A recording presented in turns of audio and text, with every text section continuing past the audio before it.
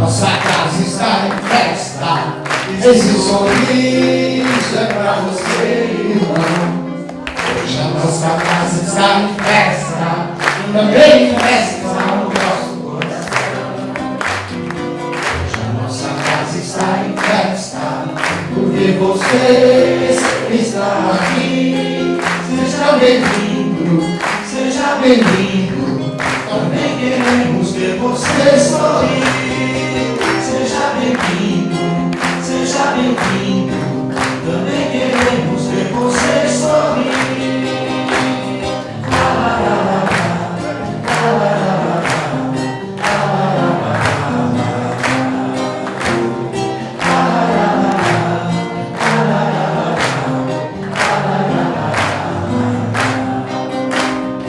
Hoje a nossa casa está em festa.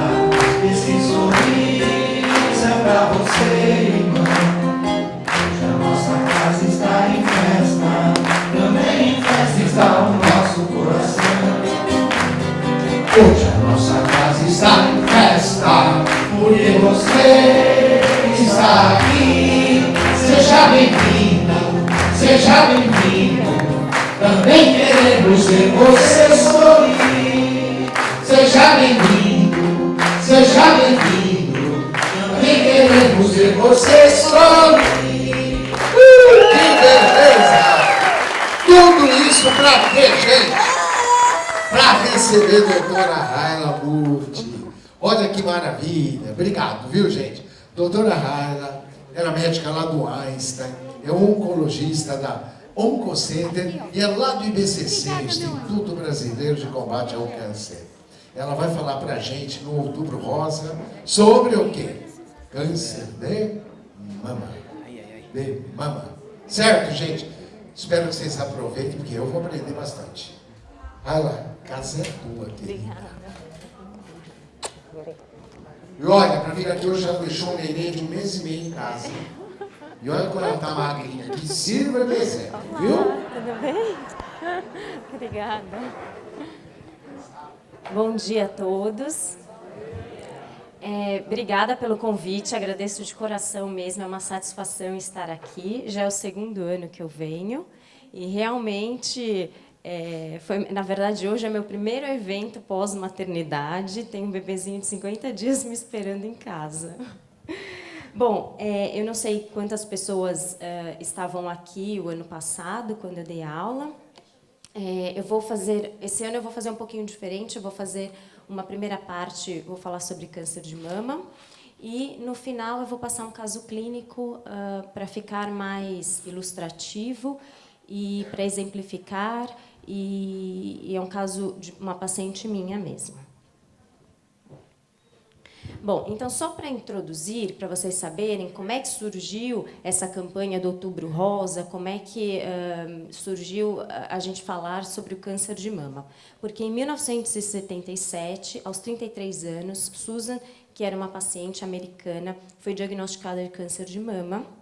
E naquela época era muito precoce, tanto o diagnóstico, era muito pobre o diagnóstico, o tratamento, enfim, não tem um arsenal como a gente tem hoje em dia, né? Então, ela encontrou algumas dificuldades, e principalmente na informação sobre o câncer de mama, e também como falar com os pacientes, né? Porque era uma coisa muito estereotipada, enfim. Então, essa paciente ela morreu de câncer de mama, mas em 1982 a sua irmã, que é a Nancy, na verdade essa daqui é a Nancy, essa daqui era a paciente, a Susan, fez uma fundação que deu o nome dela, levou o nome dela, para divulgar isso e para arrecadar também fundos para pesquisas de câncer de mama, enfim, para tratamento, diagnóstico. E ela também teve câncer de mama, mas ela é viva até hoje e ela foi curada, tá? A fita rosa, que é o grande símbolo da campanha, eles faziam eventos, né, para difundir o Outubro Rosa, e eles deram em uma corrida em Nova York a fitinha cor-de-rosa. E aí, então, essa fita ficou como símbolo do Outubro Rosa do câncer de mama. Então, o objetivo é isso que eu falei, conscientizar a população sobre o câncer de mama, arrecadar fundos para as pesquisas, e informação e apoio para os pacientes. Tá? E, com o passar dos anos, essa campanha foi difundida para o mundo todo. E aqui no Brasil? Aqui no Brasil iniciou em 2002, em 2018 ela já abrangia uma maior quantidade de cidade, né? E hoje em dia a gente pode ver durante todo o mês de outubro instituições, monumentos, todos iluminados com a cor rosa. E no Brasil, o que foi fabricado aqui no Brasil? Foi o câncer de mama no alvo da moda, que foi uma parceria do IBCC, que é o hospital que eu trabalho, mais a Hering, e eles fizeram esse projeto aqui, eu acho que muita gente conhece, foi em 1995, e até hoje, todo ano, no IBCC tem a corrida do câncer de mama, enfim, e lembrar que o câncer de mama no alvo da moda, justamente para difundir a doença, né? Bom, eu vou falar rapidamente agora como é que surge, né? Porque às vezes muitos pacientes perguntam, mas doutora, como é que surge o câncer de mama, o câncer em geral, né? Então, na verdade, ele se origina da nossa própria célula. A nossa própria célula, seja qualquer órgão, tá? Ela começa a ter somatórias de mutações no seu material genético. Então, o nosso DNA começa a ser mutado, ter várias alterações, e isso faz com que a célula se torne diferente da célula que é nossa. Tá? Então, é uma célula que se torna independente e ela começa a trabalhar por si. Então, ela não tem aquele ciclo dela de diferenciar, de sobreviver, de se expandir e de morrer. Tá? Então, como ele está uma célula totalmente diferente da que a originou, ela começa a acumular alterações genéticas. Tá? E ela começa a se diferenciar da sua célula e se propagar. E aí forma o tumor. Tá bom? Nós temos alguns mecanismos de reparo, né, de reparo desse DNA, de morte da célula, que o nosso organismo avisa essa célula que está errada e vai lá e ela morre. Então, a gente tem mecanismos de defesas. Mas também tem mutações e alterações nesses genes de reparo, de DNA, de defesa, enfim. Então, são vários mecanismos alterados, né, de vias alteradas que levam à formação dessa célula tumoral. Tá? Então, aqui, para ilustrar, você tem algum agente que inicia esse processo de mutação do seu material genético e isso vai se multiplicando. Então, essas células vão dando origem a outras células, tá bom? Até formar um tumor maligno, que é o que a gente chama de câncer. E ele também precisa se espalhar, né? Então, o que acontece? A gente tem vasos sanguíneos que ficam ao redor dessas células tumorais e essas células entram pelos vasos sanguíneos e vão parar em outros órgãos. É aí que a gente tem uma doença disseminada, que é o que a gente chama de metástase. Tá? Então, ela também tem esse poder, a célula tem esse poder de sair do órgão que ela originou e para outro órgão. E sobre o câncer de mama? Então, aqui só para mostrar para vocês a anatomia de uma mama, né? A gente tem as glândulas mamárias e os ductos, que são as regiões que mais têm tumores, né? Então, são os carcinomas ductais, os lobulares, enfim. Então, aqui só para ilustrar que a maioria dos tumores de mama se originam aqui dessas células glandulares, tá? Então, aqui um ducto normal, que começa a célula a se proliferar, e quando ela começa a ter atipias, né, diferenças, essas alterações no DNA, ela começa a ser invasiva e aí levar ao câncer invasivo, tá? E por que o câncer de mama? Porque o câncer de mama, ele é a patologia, a doença mais incidente. Se a gente pegar só as mulheres, ele é o mais incidente em todas as faixas etárias das mulheres. E se você colocar os homens também juntos, também vai ser o mais incidente, porque é a doença mais incidente. Então, por isso que a gente precisa falar sobre o câncer de mama e tem toda uma campanha para o câncer de mama. Então, é a primeira causa de doença, de câncer, né? Tanto nas mulheres, quanto em todos os dois sexos, tá? Então, ó, mama seguida de próstata. Então, mês que vem vai se falar sobre próstata, que é o primeiro dos homens, né? E o segundo da população. E se a gente for ver sobre mortalidade, também é a primeira causa de morte no mundo entre as mulheres, em todas as idades, tá bom? Por isso a importância. Aqui é uma estimativa do Brasil, mostrando de novo que é o tumor mais incidente nas mulheres, tá? E aqui nesse mapa a gente vê que nessa região sul e sudeste é a região que é mais prevalente o câncer, tá? Por que isso? Porque provavelmente a população tem mais acesso à saúde, né? Então conseguem fazer mais diagnóstico, né?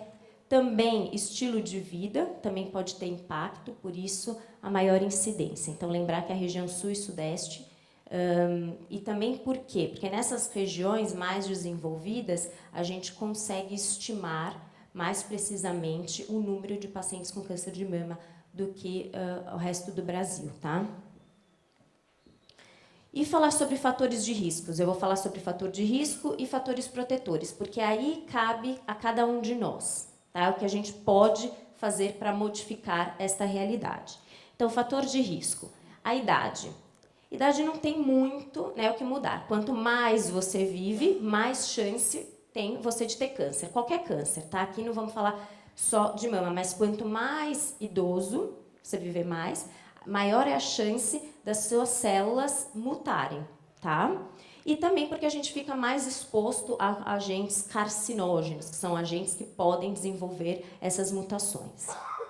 Então, para a mulher, aqui a gente tem também demonstrando, aos 40, 59 anos, 1 em 27 mulheres, e quando a paciente tem 70 anos ou mais, 1 em 15. Então, aumenta com o passar dos anos, tá? Gênero, tem que ser mulher, né? Mas, assim, homens também podem ser acometidos por câncer de mama, mas é mais raro. Então, aqui a gente também tem casos de homens com câncer de mama, porque tem glândula mamária, tá? Mas o diagnóstico é após, geralmente, aos 60 anos, é muito mais raro e geralmente está relacionado a síndromes genéticas. Outro fator de risco, densidade mamária. Então, aquelas pacientes que têm mais glândula, que é a mama mais densa, tem maior chance, justamente porque o câncer se origina das glândulas. Então, pacientes que têm densidade mamária menor têm mais gordura. Então, aqui, por exemplo, nessa mamografia, a gente vê que ela é mais cinza, né, mais escura, então tem mais gordura. Aqui a gente tem uma mama com mais glândula, fica mais branca. E aí depois isso daqui também faz diferença nos exames que a gente vai usar para essas pacientes, tá? Eu vou falar mais adiante. Menarca precoce, então aquelas pacientes que menstruam mais cedo, ou menopausa tardia, aquelas pacientes que param de menstruar tardiamente. Por que isso também é fator de risco? Porque a paciente fica maior tempo exposta aos hormônios sexuais, né? Estrógeno, progesterona. Então, isso também favorece. Nuliparidade, pacientes que também não tiveram filhos, também por conta de ações hormonais. Terapia de reposição hormonal. Então, aqui, pacientes que já estão na menopausa e vão fazer terapia de reposição hormonal, também pode aumentar por conta da duração. Então, tem a ver com a duração. Quanto mais tempo exposto aos hormônios exógenos, né, que a gente toma ou que é adesivo, e também o tipo de hormônio. Tá? E o contraceptivo oral, na verdade, é controverso. A gente tem alguns estudos que mostram que não tem relação e outros estudos que mostram que tem relação com a duração. Então, quanto mais tempo usa anticoncepcional e também o tipo do anticoncepcional. Então, é controverso. Exposição à irradiação, então aquelas pacientes que, quando jovens, por exemplo, tiveram linfoma de Hodgkin, uma doença hematológica, né, que precisaram irradiar essa região torácica, a irradiação causa lesão no DNA, né, então também facilita, aumenta o risco de câncer de mama. E doença benigna da mama com atipias. Né? Então, assim, quando também já tem algumas alterações celulares, também pacientes que têm algumas dessas doenças benignas, não são todas, né? Então, aí discutir doença benigna com o seu mastologista também pode ter o risco de câncer aumentado. O álcool, ele também aumenta, né? Também está relacionado a níveis séricos hormonais. Então, eles dizem, alguns estudos mostram que se você tomar uma dose de álcool todos os dias, você tem risco maior de desenvolver câncer de mama, tá? E, claro, outros cânceres relacionados ao álcool. E o tabagismo, né? O tabagismo ele tanto é um agente que inicia o processo de alteração de DNA, quanto promove essa perpetuação. Então, na verdade, ele é um iniciador e um promotor de câncer, de vários tipos, mas também está relacionado ao câncer de mama, tá bom? Porque ele lesa o DNA.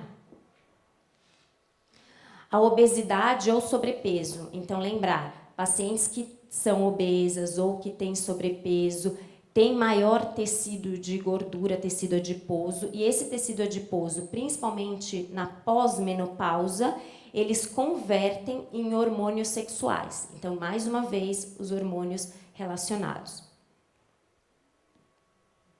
E história pessoal de câncer de mama. Aquelas pacientes que já tiveram, elas podem ter maior chance de ter outro tumor. E pode ser na outra mama também, tá? E história familiar também de câncer de mama. Então, lembrar, aquelas pacientes que têm parentes de primeiro grau, principalmente de mama, de ovário, têm chance maior de ter câncer de mama. E aí seria necessário procurar um geneticista, fazer os testes, né, específicos e seguirem acompanhando com o geneticista.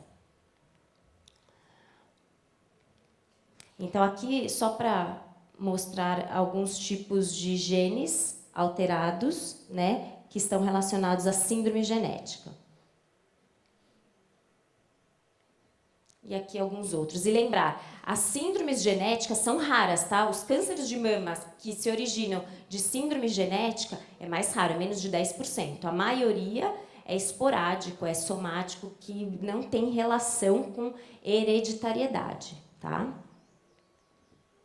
E os fatores protetores? A amamentação, alguns estudos, né, mostram essa consistência de um fator protetor, porém, você precisa amamentar por... tem estudos que mostram que você precisa amamentar por mais de 12 meses para ter um real benefício, né? Mas isso se dá por conta da queda dos hormônios sexuais durante o período da amamentação. E atividade física. Atividade física é importante para todo tipo de doença, né? Cardiovascular, diabetes, enfim, é importante manter o peso e atividade física regular, e para câncer de mama também, e também para outros tipos de tumores, e também melhora o tratamento daquelas pacientes. Então, pacientes que estão em atividade física regular vai tolerar melhor o tratamento. E o rastreamento, como é que a gente faz? Então, a gente já falou sobre os fatores protetores, fatores de risco. Então, nessa fase, a gente consegue fazer um manejo e atuar, né? Cada um de nós. E o rastreamento é importante porque você vai fazer o diagnóstico precoce, que é essa ideia da campanha, é conscientizar para que a gente faça o diagnóstico precoce visando a cura do câncer de mama, porque é possível, tá? Mais de 80%, 85%, às vezes até 97% a gente consegue cura dessas pacientes. Quanto mais precoce o tratamento, o diagnóstico, tratamento também, então a chance de cura é maior. E aqui o que eu acho importante saber, no exame, quando a gente já tem a célula muito pequenininha, o tumor é muito pequeno, a gente não vai conseguir identificar nenhum exame de imagem. Porém, nessa fase, que ele tem de 1 milímetro o tumor até 1 centímetro, que é o ideal de se fazer o diagnóstico. E aí a gente consegue atuar, tá? Com mamografia, ultrassom, ressonância, que eu vou falar adiante. Acima de 1 centímetro, você pode ver aqui que já tem um tumor maior, então já é uma doença mais avançada. O ideal não é você fazer o diagnóstico se palpando, o ideal é fazer pela mamografia o diagnóstico, um achado mesmo de exame de rastreamento, tá? Mas, às vezes, os pacientes perguntam, mas e o autoexame, né? E também era muito difundido o autoexame nessa campanha do câncer de mama. O autoexame ele não vai ter um impacto em mortalidade em diagnóstico precoce. Por quê? Porque no autoexame você vai diagnosticar um pouco mais avançado. Lembrar, quando você palpa o nódulo, ele já tem mais de 1 centímetro, então já é um pouquinho mais avançada a doença. O ideal seria mesmo achar na mamografia, tá? Nos exames. Então, qual que é preconizado? Eu coloquei 2 fontes. Então, a Sociedade Americana de Câncer recomenda que pacientes de 40 a 45 anos, você vai individualizar o caso. Então, depende muito. Então, depende dos fatores de riscos, depende da história familiar, enfim, para fazer exames anuais. Por quê? Porque o risco é maior do que o benefício nesse caso, tá? Por quê? Porque a gente vai acabar fazendo procedimentos invasivos e muitas vezes são lesões benignas que nem precisaria de uma biópsia, tá? Então, nessas pacientes menores de 45 anos, não tem uma recomendação formal para fazer mamografia, tá? Mas a dos 45 aos 54 anos, anualmente, seria o ideal, porque o benefício é maior. A incidência do câncer nessa faixa etária é maior, então maior a chance de você achar realmente uma lesão significativa. Então, a biópsia seria o ideal nesses casos, tá bom? Então, justifica um procedimento invasivo nesses casos. E a partir dos 55 anos bianual ou manter o segmento anual, dependendo do caso, e pacientes maiores de 75 anos, depende da expectativa de vida da paciente.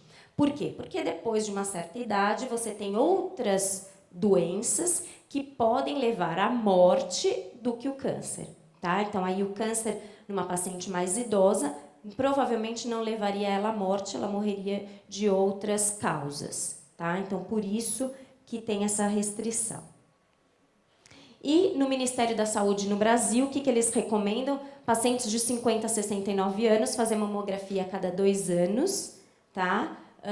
Isso foi atualizado em 2018, então mantém também hoje essa recomendação. Mas nós, geralmente, recomendamos anualmente nessas pacientes de 45 em diante, tá? E geralmente mamografia, tá? E ultrassom de mama. Quando que a gente vai usar ultrassom de mama? Então, naquelas pacientes que têm a mama mais densa, que tem mais tecido glandular, porque a mamografia fica mais difícil de você achar uma lesão. Então, você usa o ultrassom para ser um complemento da mamografia, tá? E também às vezes, o ultrassom não vê lesões que na mamografia a gente vai ver, que eu vou mostrar adiante. Então, o ultrassom seria um complemento para essas pacientes que têm mama mais densa e pacientes jovens, porque os pacientes jovens têm mais mama densa. E a ressonância de mama não é um exame de rotina, mas a gente usa na dúvida, se a gente tiver dúvida na mamografia e ultrassom, e também em pacientes jovens, e também pacientes que têm síndromes genéticas, a gente também usa mamografia, ou ressonância da mama, desculpa. Então, aqui um exemplo de mamografia, aqui é uma mamografia normal, você vê tecido glandular e você vê tecido adiposo. Aqui você vê um cisto benigno, não é câncer, você vê que é bem redondinho, bem regular, então não é uma lesão suspeita. Aqui você vê que já tem uma lesão suspeita, se vocês puderem ver aqui, vocês vão ver mais branco, vocês vão ver irregular, mais espiculada, tem umas espículas aqui, então esse já é uma lesão maligna, tá? E aqui, é que está muito pequeno, a gente vê microcalcificação.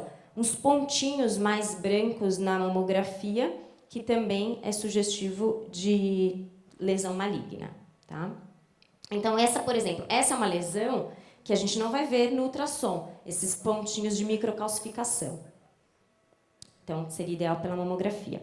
E o diagnóstico? Então, assim, a gente já fez o rastreamento, a gente segue com a mamografia, encontrou uma lesão na mama. Como é que a gente faz o diagnóstico para saber se é benigna, maligna, se é maligna, qual é o tipo de tumor, que é importante, isso vai diferenciar nosso tratamento. Punção por agulha fina, geralmente não é o exame ideal, que seria o quê? Uma agulha fina que a gente vai lá na lesão e aspira. Então, vem células. Para a gente, não é o ideal esse exame, tá? Porque vem material insuficiente, a gente não consegue saber se ele é um tumor invasivo e muitas vezes a gente não consegue saber a diferenciação dele, a classificação, que tipo de tumor que é. Então, a gente prefere uma biópsia, que é uma agulha mais grossa, a gente vai tirar um fragmento maior do tumor, tá? E a gente vai ter mais características dele, poder estudar melhor por imunistoquímica, saber se tem receptores hormonais, saber se tem expressão dessa proteína HER, se não expressa nada, porque a gente precisa diferenciar para dar o tratamento adequado. Bom, sinais e sintomas. O ideal é a gente não ter sintoma nenhum, tá? Justamente porque a gente quer diagnosticar precocemente. Mas quando a gente tem sinais e alguns sintomas do câncer. Em países que fazem essa campanha, o rastreamento, geralmente as pacientes são diagnosticadas por achado de exame. Mas em países ou cidades, por exemplo, aqui, estados no país, no Brasil, a gente tem dificuldade disso, então muitas vezes as pacientes já chegam com algum sintoma, algum sinal, uma doença mais avançada. Então aqui, algum exemplo, uma massa na região da mama, né? Um nódulo, uma massa que é uma tumoração maior, retração do mamilo, tá? Deformidade, uma mama diferente da outra. Que mais? Às vezes sai até mesmo alguma secreção pelo mamilo, às vezes com sangue, né? Outro sinal de doença avançada, axila, quando tem linfonodo, a gente palpa nódulo na axila, tá? E aqui alguns outros casos, então aqui a gente vê que tem uma massa que pega toda a região da mama, retrai o mamilo, pega a região da pele, tem alteração na pele, na região do mamilo, da areola, tá? Então, ficar atento. Então, assim, eu já peguei algumas pacientes que não conseguiam nem se palpar, então, mais um motivo para a gente falar, não é um meio de rastreamento autoexame, mas o autoexame ajuda a gente se conhecer, a gente conhecer o nosso corpo, tá? Então, assim, tem algumas pacientes que não conseguiam tocar na sua mama, então deixava a doença avançar, tá? E a doença metastática, quando não está mais localizada na mama, está em outros órgãos, a gente chama de doença disseminada ou metástase, tá? E aí o sinal ou sintoma vai depender de onde está localizada a metástase. Se é no sistema nervoso central, no cérebro, o paciente pode ter convulsão, pode ter dor de cabeça, fígado, às vezes pulmão, falta de ar, enfim. Então, depende de onde tiver o tumor, né, nesses outros órgãos, a gente tem sintomas específicos.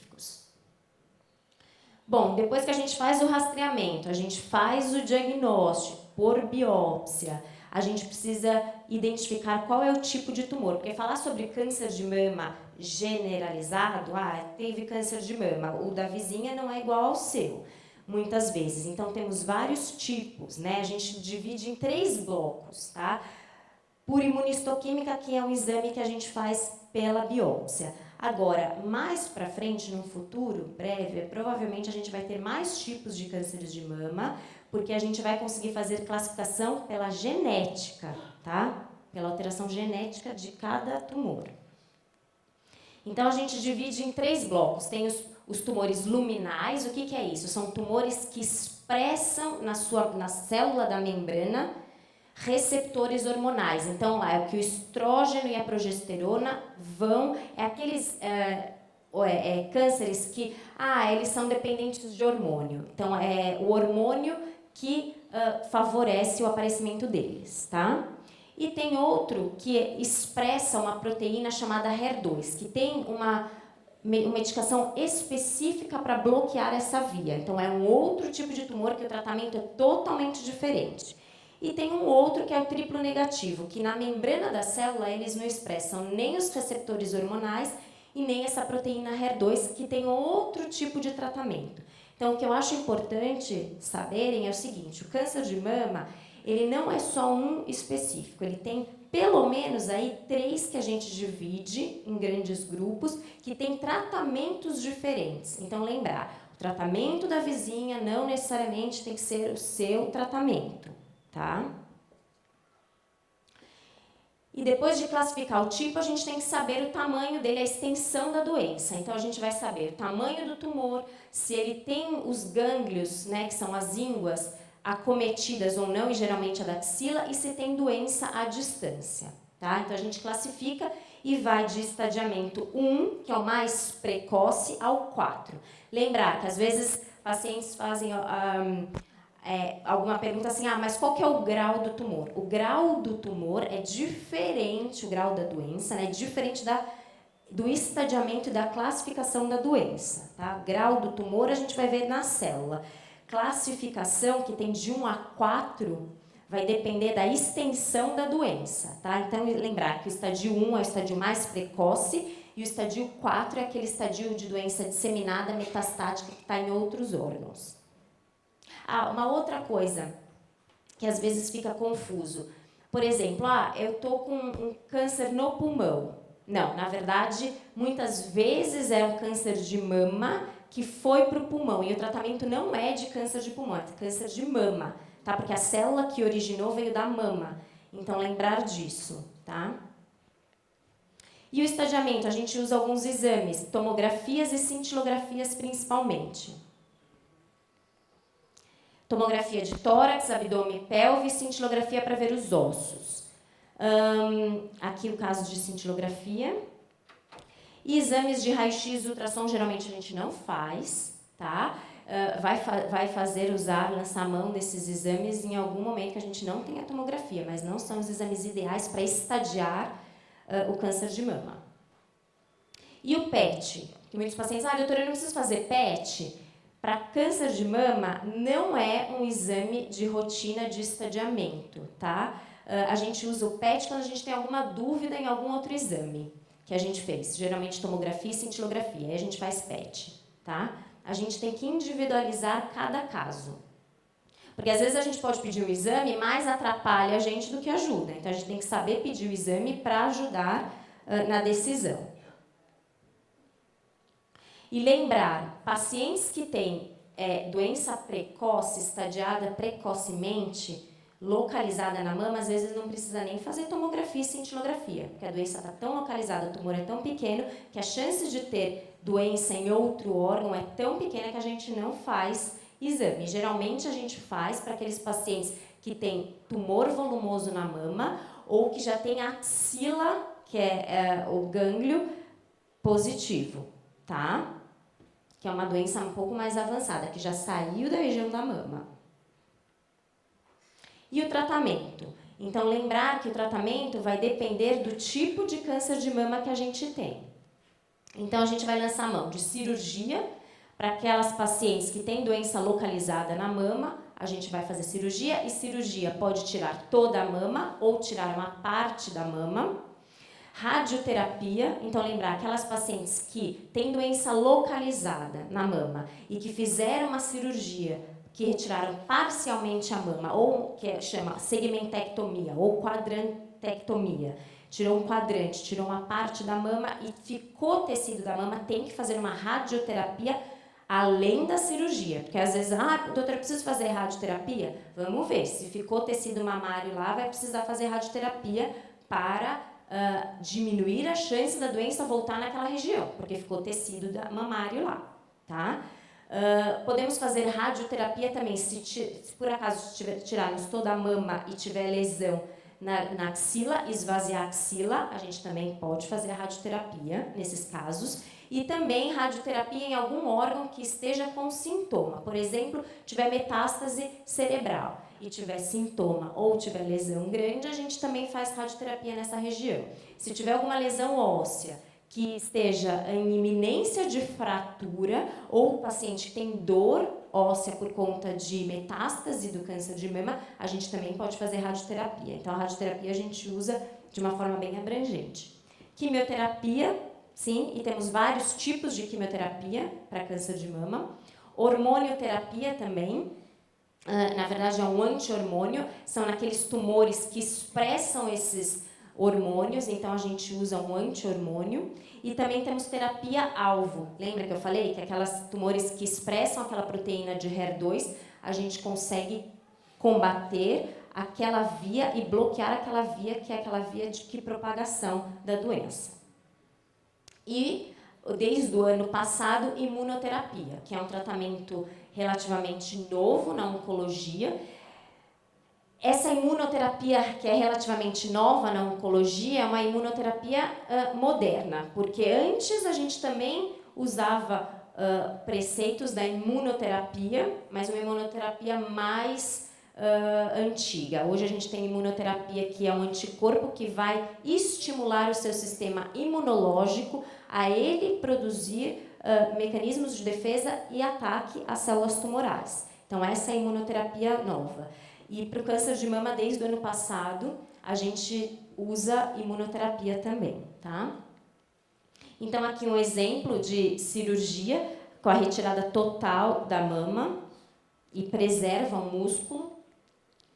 E uma cirurgia conservadora que a gente tira um pedaço da mama.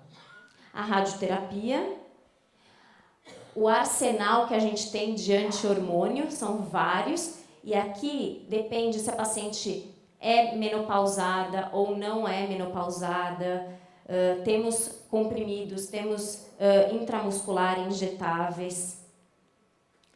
Terapia-alvo, que são algumas drogas que bloqueiam vias celulares, tá? E a mais recente terapia-alvo é aquela que vai especificamente em uma região do ciclo celular, inibe uma proteína do ciclo celular. E a quimioterapia, né, que a gente pode usar combinação de 2 a 3 drogas ou uma droga só. E a gente tem várias opções aqui. E lembrar que a quimioterapia, ela cabe antes da cirurgia, depois da cirurgia. Antes da cirurgia, por quê? Para a gente diminuir o volume tumoral, tá? E depois da cirurgia, para diminuir a chance da doença voltar. E também naquelas pacientes que têm doenças à distância, para a gente ter taxa de resposta e aumento de sobrevida também nas pacientes, tá bom? Então, sobre o câncer de mama, o que a gente pode concluir? Que é uma doença que não é única, nós temos vários tipos de cânceres de mama, a gente tem que individualizar, tá? É uma doença crônica, que os cardiologistas e os endocrinologistas não me escutem, mas assim, a hipertensão e o diabetes também são doenças crônicas incuráveis, mas tem tratamento. Então, o câncer de mama, quando é uma doença metastática, uma doença disseminada que não tem cura, ele tem tratamento, tá bom? Então, ele já virou uma doença crônica, porque as pessoas vivem mais, mesmo tendo câncer. Diagnóstico precoce é o principal, porque precocemente fazendo o diagnóstico você trata mais rapidamente e a sua chance de cura é muito maior. Lembrar que o tratamento envolve muitos profissionais, o cirurgião, mastologista, o oncologista clínico, o radioterapeuta. Então, às vezes, os pacientes falam, mas eu vou ter que passar em outro médico, você que vai fazer. Não, não sou eu que faço a rádio. Tem que passar com o radioterapeuta, eu prescrevo quimioterapia, tem o cirurgião. E tem toda uma equipe multiprofissional, né? Fisioterapeuta para reabilitação, nutricionista para mudar, inclusive, hábitos e também dietas durante o tratamento. Geralmente, durante o tratamento, eu não restringo a alimentação, porém, a gente sabe que alguns alimentos vão melhores, os pacientes toleram melhor junto com a quimioterapia.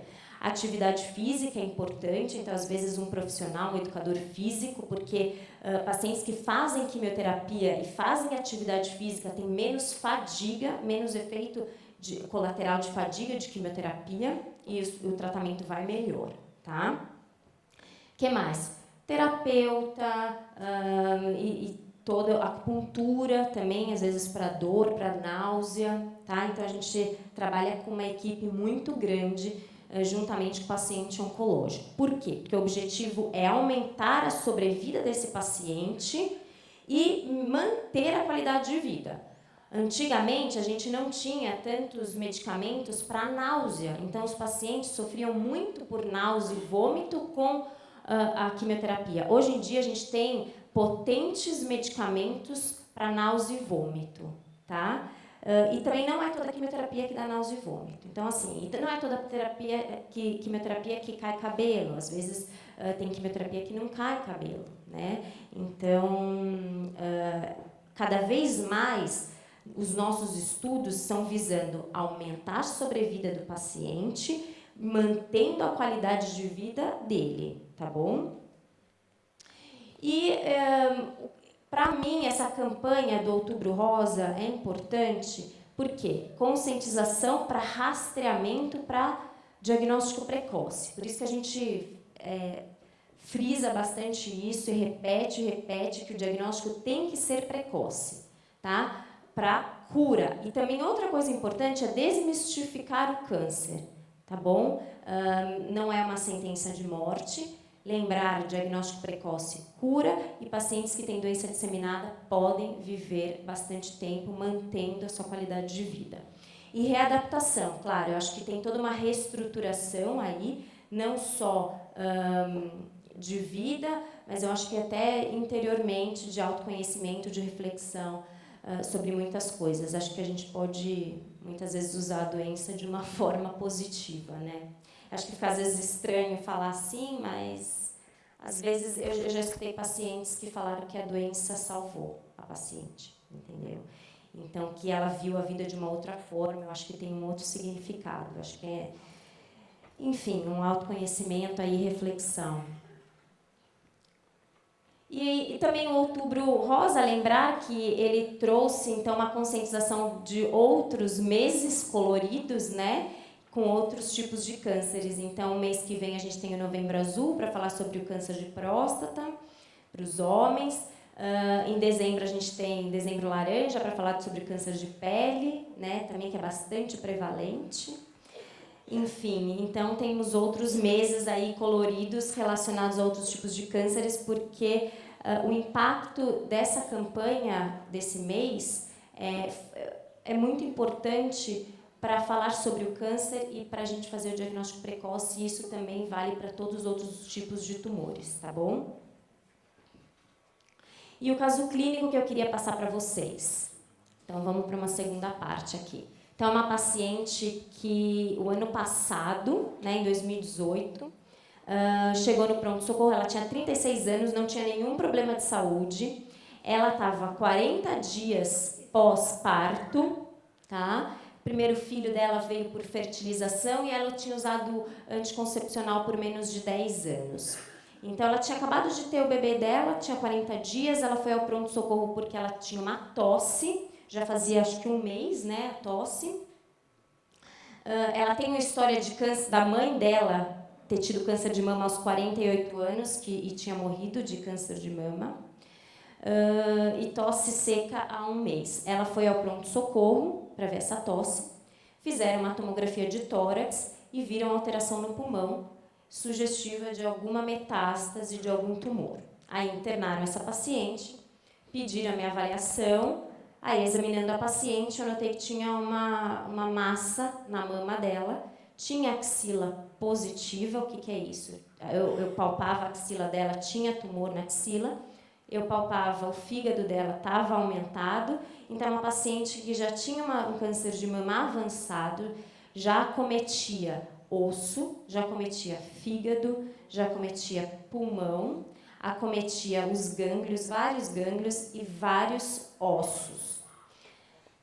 Como a doença estava muito disseminada, a ressonância de crânio não é um exame que a gente costuma pedir se a paciente não tem sintoma neurológico no câncer de mama. Eu acabei pedindo porque eu achei que a doença estava tão disseminada que eu não quis perder o time para fazer o diagnóstico de uma metástase no sistema nervoso central. Eu acabei pedindo uma ressonância de crânio e também tinha metástase no crânio. Então, assim, uma paciente de 36 anos que estava com um filhinho de 46 dias, que estava com um câncer de mama muito avançado. Todos os órgãos, praticamente. Pulmão, fígado, osso, linfonodo, cérebro, enfim. Aí eu pedi uma biópsia da mama e do fígado, né? Veio positivo para câncer de mama. O tipo de câncer de mama dela era invasivo, né, claro, e era receptores hormonais positivos, então expressava progesterona, expressava estrógeno, era um HER2 negativo, não expressava aquela proteína que eu tinha falado da membrana. E esse daqui, nesse caso, eu pedi um PET para fazer um exame só, né, porque realmente eu ia ter que fazer tomografia, ressonância, cintilografia, tudo, eu decidi pedir um PET por ser doença bastante extensa. Então, aqui, o que acende, o que está amarelo no PET é o que tem doença. Então, vocês podem ver que o fígado dela todo estava doente. Tá? Então, aqui a gente vê fígado, aqui a gente vê a axila positiva, né, que tinha doença, a gente vê toda a coluna dela, que capta, e a bacia. Tá? O PET não vê crânio bem, tá? Então a gente tem que pedir a ressonância de crânio. Isso daqui foi em janeiro, quando ela internou. Aí eu fiz 2 ciclos de quimioterapia para ela, que esses ciclos duraram 2 meses, tá? Um ciclo dura 1 mês, esse esquema que eu escolhi para fazer para ela. E esse era o PET de março dela. Se vocês forem ver, o fígado apagou, não tinha... essa daqui é da mama, tá? A axila não era mais positiva, osso melhorou muito.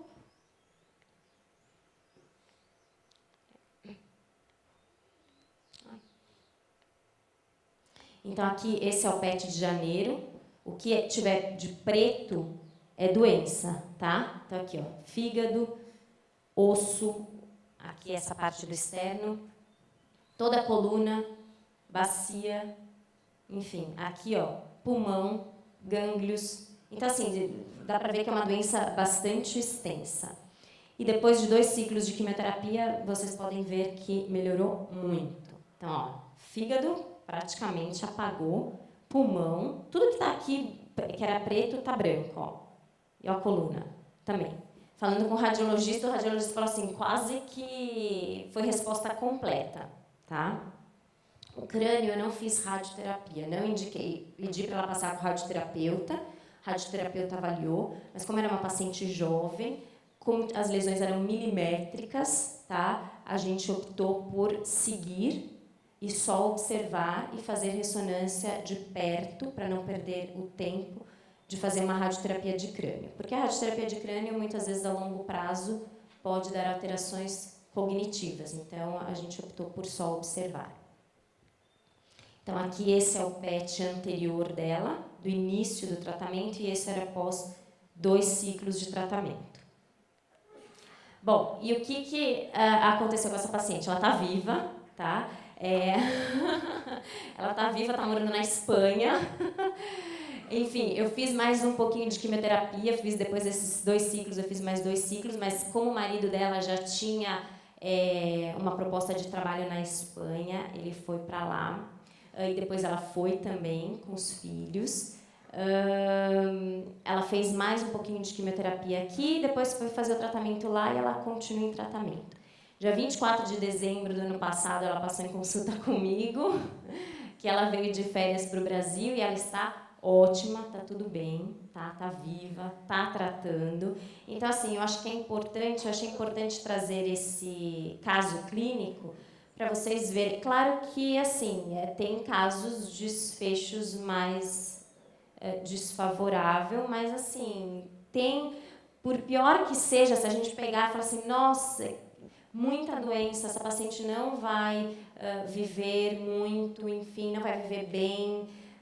E eu acho que esse caso foi muito ilustrativo e muito importante. Eu acho que é interessante a gente saber que mesmo doenças avançadas, com alto volume de doença, podem responder muito bem ao tratamento, tá? Ela não está fazendo mais quimioterapia, por quê? Porque agora ela está fazendo terapia anti-hormônio, porque o tumor dela era receptor hormonal positivo, então ela pode usar um comprimido, tá? E manter a resposta dela com qualidade de vida. E aumento de sobrevida, é claro, dessa paciente. Então, assim, acho que foi um caso bem interessante e animador, né? E ela tá ótima, enfim. E caiu o cabelo, mas depois já cresceu o cabelo, então ela tá com cabelo hoje, enfim. E essa foto aqui é de um evento que eu fui o ano passado, eu trouxe até no Outubro Rosa do ano passado, com o Dr. Dennis Slemon, que ele é um médico e cientista americano, que desenvolveu o Herceptin. Então, aquelas pacientes que já tiveram contato com pacientes com câncer de mama, ou que já tiveram câncer de mama e já se familiarizaram com esse nome, trastuzumab ou Herceptin, foi ele que lutou para desenvolver esta medicação, tá? Então, eu acho que com a vinda do Herceptin e depois do trastuzumab veio o pertuzumab, veio o TDM1, que é uma outro esquema de tratamento. Essas pacientes que expressavam HER2, que é uma doença mais agressiva do câncer de mama, elas tiveram a sobrevida também bastante aumentada graças a esse médico. E tem até um filme que foi feito dele que chama... agora eu não vou lembrar... não vou lembrar o nome do filme. Vou ver se até o final eu lembro e eu falo para vocês. Mas é Uma Chance para Viver, eu acho. Uma Chance para Viver. Depois vocês procuram. Fala sobre a história do Herceptin, do trastuzumab. Eu achei bem interessante, porque era em torno de 1980, 90, que ele lutou para que tivesse fundos, né, para as pesquisas dele, para essa medicação que dentro da oncologia de câncer de mama foi fundamental. Claro que depois vieram outros cientistas, principalmente com a imunoterapia também, que mudou totalmente a oncologia da gente. Mas eu acho que para câncer de mama, o Dennis Slemon foi bem importante. E fora que ele é muito simpático. Enfim, e o ano passado ele estava aqui no Brasil. Então é isso. Obrigada.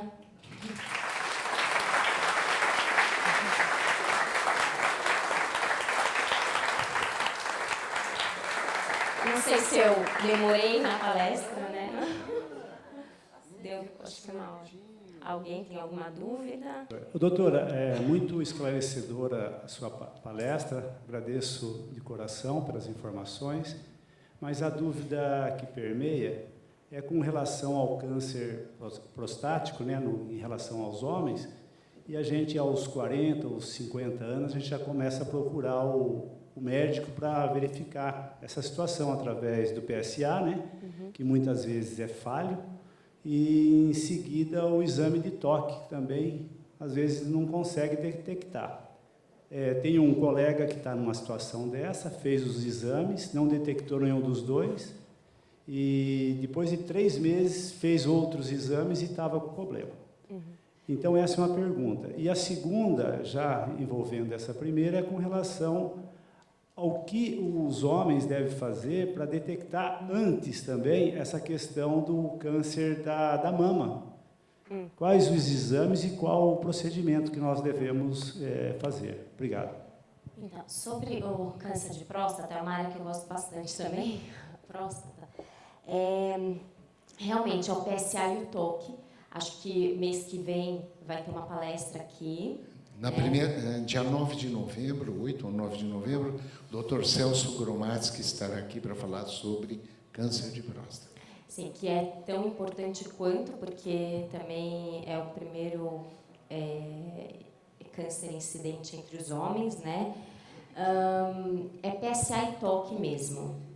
Agora, eu não sei o caso do seu amigo, mas assim, se tiver PSA, e vai depender assim, não é um valor de PSA, às vezes são alguns valores de PSA, porque você vai ver a velocidade que aumenta esse PSA. Então, você vai ver um valor do PSA em um mês, aí você vai, dependendo desse valor, você repete esse PSA precocemente ou em um ano, e o toque também para ver se tem alguma alteração. A gente, para diagnóstico, às vezes se tem um PSA alterado, a gente hoje em dia faz ressonância na próstata. Tá? Então, tem PSA alterado, tem toque alterado, a gente faz ressonância. Tem alguns casos de pacientes, às vezes jovens, pacientes que têm um PSA baixo, mas têm um câncer mais agressivo. Porque o câncer de próstata, isso não é uma verdade absoluta, né? Então, assim, tem câncer de próstata que é mais agressivo e ele não expressa o PSA. Por quê? Lembra que eu falei na aula agora, que eu falei que o câncer, ele vem da nossa célula. Então, o câncer de próstata vem de uma célula da próstata.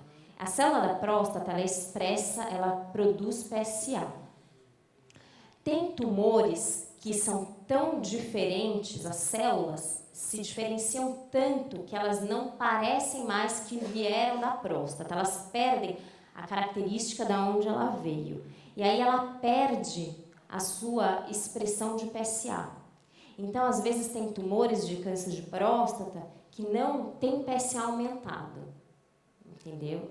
E geralmente são tumores mais agressivos. Eu não sei se é o caso do seu colega, mas às vezes são tumores mais agressivos que são muito diferenciados, tá? Mas para próstata, para homem, realmente é PSA e o toque ainda, tá?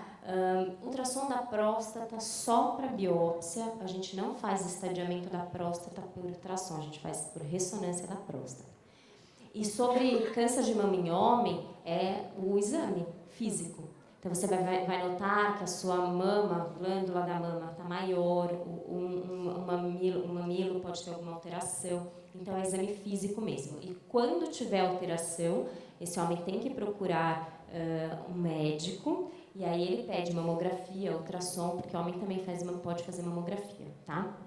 Eu já tive paciente homem com câncer de mama. Acho que pelo menos uns 2, 3 eu já tive, e geralmente eles têm alteração de exame. Claro, quanto mais você deixar de procurar um médico, pior é, porque eu já cheguei a ver pacientes. Um paciente meu tinha uma massa enorme, entendeu? Na região da mama, tumor mesmo. Você via uma massa, já tinha saído da mama. Tinha tipo uma couve-flor mesmo aqui, entendeu? E outros não, que sentiram pelo exame, toque, viram que estava alterado e foram procurar o médico para ver o que era esse nódulo, tá? Quem mais, gente? Eu queria saber se a dor é um sintoma, se o tumor dói, antes a gente descobrir que tem o câncer. Então, quando ele é pequeno, geralmente não. Vai ter dor se ele for mais avançado. Porque a gente sabe que depende. O que causa dor? Se você tem um volume de doença em alguma determinada região que está lá estufando, né? Ou pegou algum nervo, ou teve alguma fratura. Por exemplo, se pega osso e fraturou, você vai ter dor.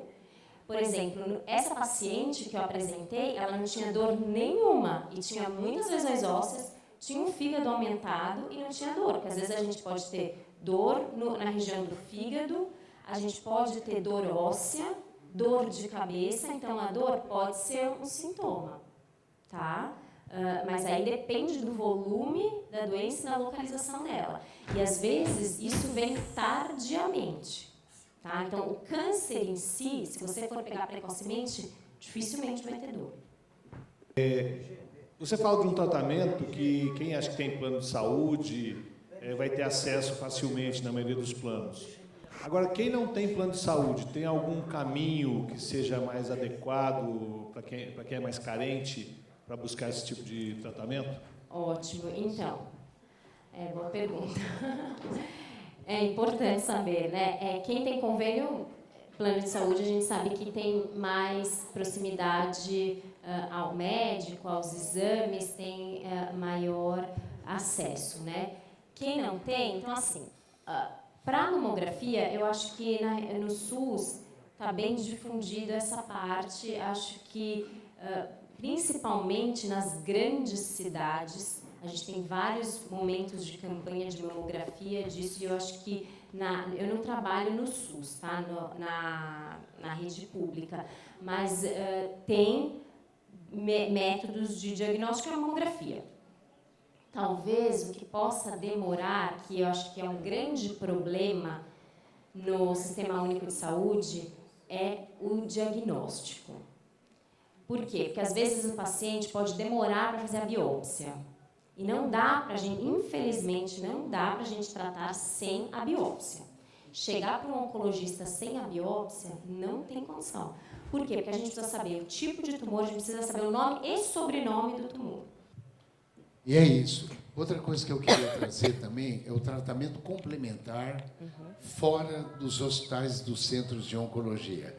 Gostaria que, se você tiver experiência, nos contar o encontro de Deus, o encontro da religiosidade e espiritualidade como um tratamento coadjuvante, complementar, não no lugar de, mas com sim, o complementar. tratamento Eu médico. acho que é fundamental. A gente vê que as pacientes que têm mais fé, e isso já tem estudos que mostram que a fé melhora no resultado do tratamento. Então, o paciente acreditar realmente. Outra coisa que eu vejo bastante, que eu escuto, é assim, às vezes o paciente vai fazer o tratamento e fica como se a quimioterapia fosse a inimiga. Não, a quimioterapia é amiga. Não, você vai entrar aqui, você vai me ajudar, que você vai matar as células e, enfim, eu vejo que os pacientes que têm fé, que têm essa parte da espiritualidade, religiosidade, os pacientes, eles vão melhor. Enfim, eu acho que isso ajuda muito, de verdade, acho que ajuda mesmo. Uma coisa também que ajuda bastante, principalmente que tem estudos para o câncer de mama, meditação, yoga, tá? Isso ajuda muito, porque isso altera cortisol, insulina e ajuda do tumor não voltar. Tem estudos que diminuem a chance do tumor voltar do câncer de mama, tá? É que tem mais para câncer de mama. E tem estudos de espiritualidade e câncer também, tá bom? E isso não é religião, tá, gente? É ciência. Você tem liberação de alguns hormônios e neuropeptídeos que vão agir exatamente ou como suprimindo as células cancerosas ou estimulando a imunidade. Por exemplo, hoje se sabe que até o passe pode aumentar a quantidade de hemoglobina, para vocês terem uma ideia. Trabalhos científicos. A água fluidificada pode aumentar radicais livres, liberação de CO2, algumas coisas que a gente imaginava que era crença, que era religiosidade, não.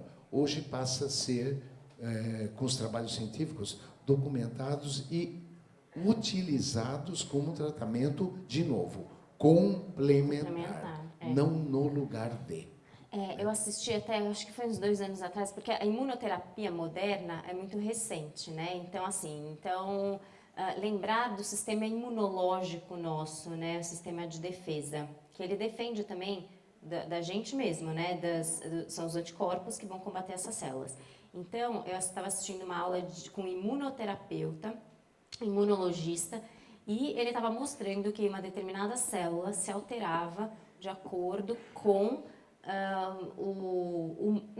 não vou falar humor, mas com a parte psicológica do paciente, entendeu? Então, eu acho que é bem importante isso, modular o sistema imunológico. Então, hoje em dia, a gente está cada vez mais, por conta da imunoterapia, estudando modulação do sistema imunológico da gente.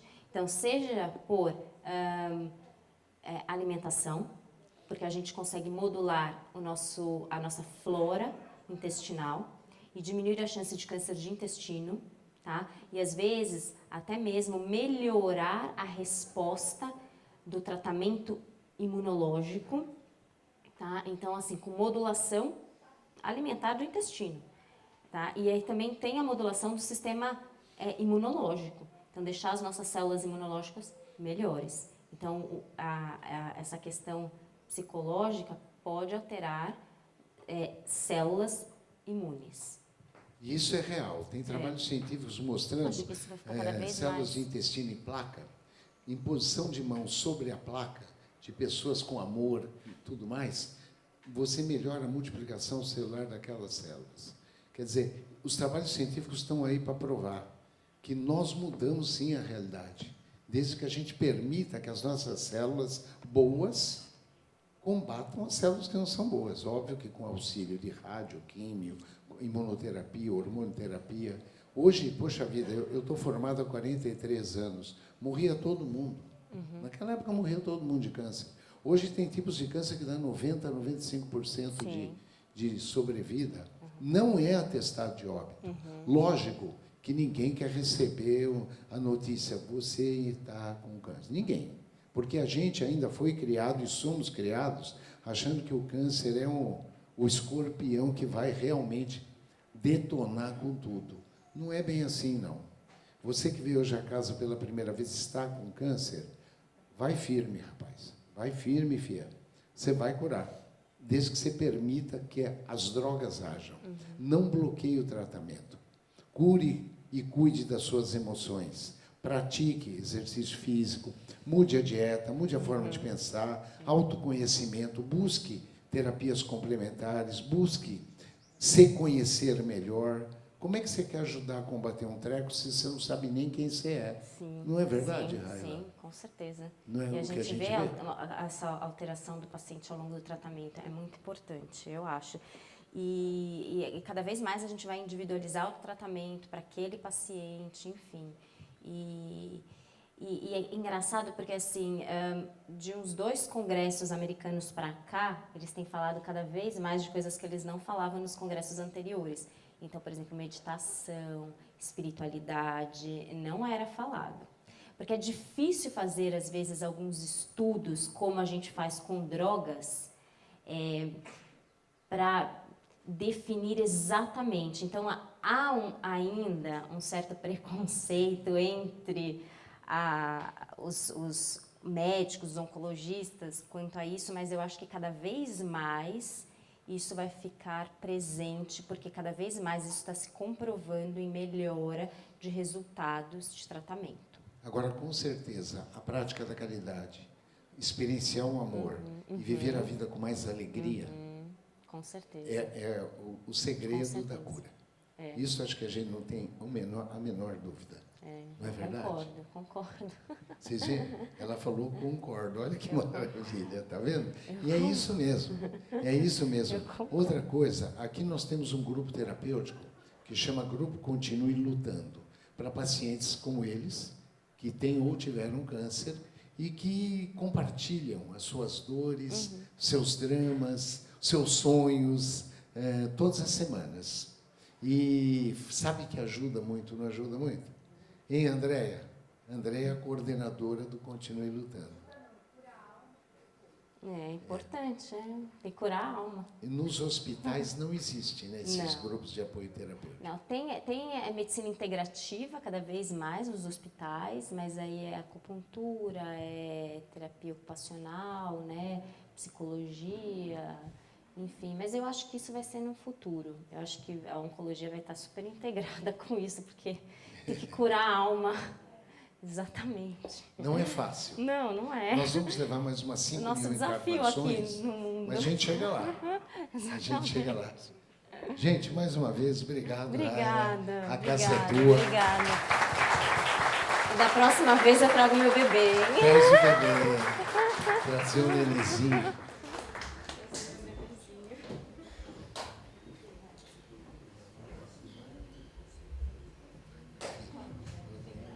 Ela vai embora porque tem que dar de mamar. Gente, vamos bater palma mais uma vez.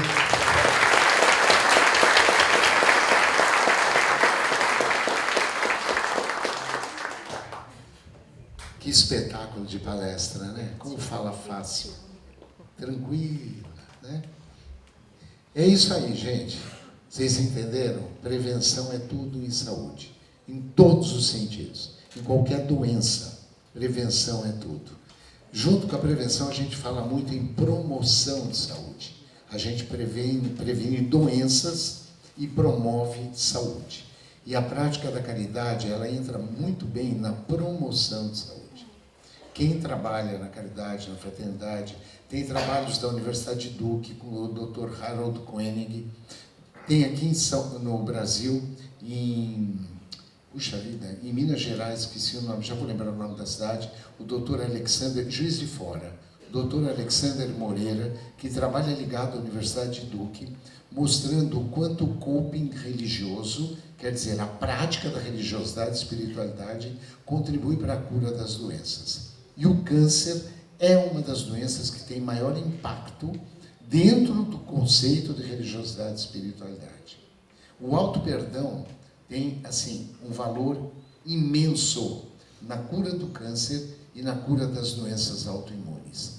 A gente fala muito isso aqui e vamos continuar batendo. Você tem que se conhecer, não tem outro jeito. Para isso que é importante terapia, buscar ajuda quando você não consegue se conhecer sozinho, a prática do auto-perdão, da autotransformação e da auto-iluminação. É processo. Vida é processo e a gente tem que continuar nesse processo e melhorando a cada dia mais. Não é verdade? Então vamos agora fechar os olhos, elevar o pensamento, vibrando bem alto, entrando em sintonia com os benfeitores espirituais. E assim, vamos iniciar agradecendo a quem nos trouxe a lei, a Moisés. Moisés do Monte Sinai. Moisés dos 10 mandamentos. Moisés da Torá. Vamos agradecer aos grandes filósofos da antiguidade. A Sócrates, Platão, Aristóteles e ao grande Hipócrates, pai da medicina. Vamos agradecer a Buda, a Siddhartha Gautama, em especial ao Buda da compaixão. Gratidão a Maomé, a profeta Muhammad, pelas 114 suratas, capítulos do amor, do Corão Sagrado. Mas queremos agradecer do fundo dos nossos corações a Santa Igreja Católica, a grande responsável por chegar até nós 2000 anos depois. Os ensinamentos de Mestre Jesus. Obrigado, Francisco de Assis. Obrigado, Santo Agostinho, Dom Bosco. Ao maior dos padres, gratidão a São João Paulo II. Pelo exemplo de amor ao próximo, duas santas, Madre Teresa de Calcutá e a nossa mentora, Santa Dulce dos Pobres, Evangelho Vivo da Bahia. Obrigado por esta doutrina que nos enriquece, que nos conforta e que tanto nos ensina. Obrigado, Kardec. E dentro da doutrina, como não citar o maior dos brasileiros?